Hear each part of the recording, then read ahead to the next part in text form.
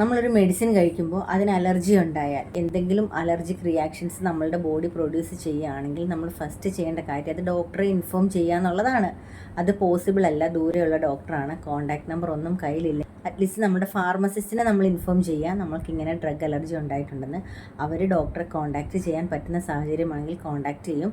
അല്ലെങ്കിൽ എന്താണ് ചെയ്യേണ്ടതെന്ന് അതേ ഡിപ്പാർട്ട്മെൻറ്റിലുള്ള വേറെ ഏതെങ്കിലും ഡോക്ടറെ കൺസൾട്ട് ചെയ്യാനായിട്ട് നിങ്ങളോട് സജസ്റ്റ് ചെയ്യും.